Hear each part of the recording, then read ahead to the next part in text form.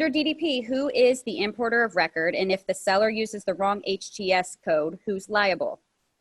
Seller and the seller. On a DDP term, if it's an import into the States, your seller is the importer of record. They should have filled out a power of attorney to the customs broker here in the States, and they are responsible to pay the duty and be the importer of record, duties and tax. So if they mess up the tariff, it's up to them. That they have to pay the duty that they've chosen based on that HTS. So there's a risk right there. Now if they've chosen the wrong tariff, and it's now inevitably, if you're buying from them, the duty's incorporated in the cost of the product as well.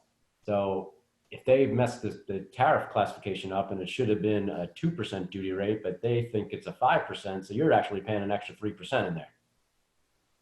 And would that be the same on an export out of the United States with DDP terms as well?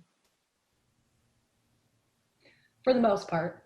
Yeah. There are some countries that don't allow for DDP. Mm-hmm. Mexico being one, Brazil being another, I believe. Yeah. But yes, you as the seller would still be responsible for being the importer of record and paying your duties and taxes. And that's on the selling side, like Patrick just said, you need to make sure you're covering your cost. And if you assumed that it was a 3% and you get it delivered and cleared through customs and come back and find your duty rate was 12%, well, you're out.